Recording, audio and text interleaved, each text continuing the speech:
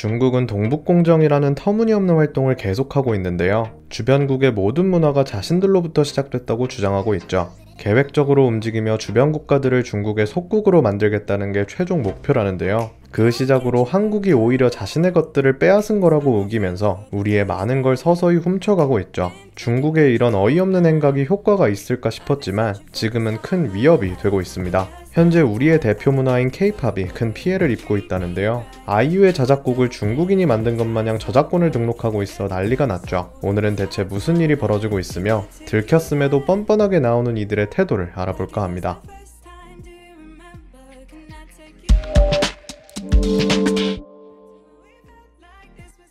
중국은 지속적으로 한국의 문화가 원래는 자신들의 것이라고 우겨왔죠. 부럽다 싶은 건 모조리 빼앗고 싶어하는 모습이 아직 유아기 같은데요. 하지만 이들이 벌이는 활동은 은밀하면서도 계획적이라 조심해야 합니다. 아시아 문화에 대해 무지한 사람이라면 중국의 주장을 받아들일 수도 있기 때문인데요. 실제로 김치의 원조가 중국 음식인 파오차이라는 것과 한복이 원래는 중국의 전통 이상이라는 억지를 그런가 보다 라며 넘어가는 사람들이 많죠. 처음 접하는 외국인이라면 믿을 수밖에 없도록 대대적으로 방송까지 하며 자신들의 문화인 것 마냥 굴고 있는데요. K컬처가 세계 중심이 되면서부터 더욱 과감한 행각을 벌이기 시작했죠. 역사와 전통을 건드리는 것을 넘어 개인의 창작물에까지 손을 대려 하는데요. 한국 예능을 그대로 베끼는 건 물론 드라마 내용과 뮤직비디오까지 훔쳐다 쓰고 있죠. 당당히 표절을 하면서도 오히려 자신들이 만든 거라고 우기며 뻔뻔하게 나오고 있습니다. 이번에는 아예 아이유의 저작권까지 가져갔다고 하는데요. 이 모든 건 한국 아티스트들이 잠시 방심한 사이에 이루어졌습니다. 중국은 최근 유튜브 영상으로 노래 듣는 사람이 많아졌다는 걸 노리곤 대담한 행각을 펼쳤는데요.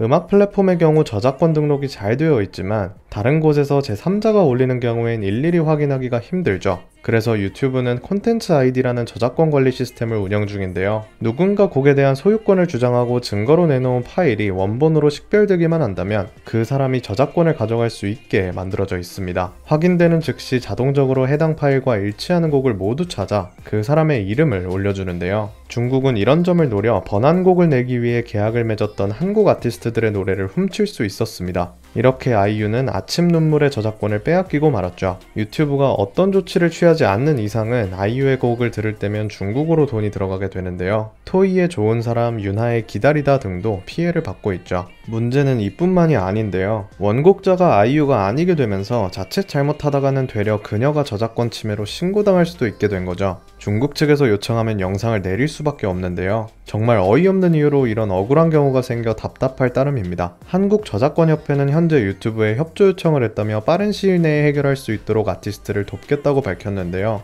앞으로 어떻게 될지 지켜봐야겠지만 유튜브도 다시는 이런 일이 발생하지 않도록 조치를 취해야 할 것 같습니다. 지금까지 우리는 정말 많은 것들을 중국에게 빼앗겼죠. 이제는 정신을 바짝 차리고 지켜야겠다는 생각이 드는데요. 매번 상상치도 못한 방법으로 한국의 문화를 훔치는 중국. 우리를 위해서 음악을 만들기 위해 많은 시간과 노력을 쏟은 아티스트들을 위해서라도 이번 문제를 쉽게 넘어가선 안 되겠습니다. 유튜브 역시 한시라도 빨리 더 이상 부당한 이득이 창출되지 않도록 조치를 취해주길 바랍니다.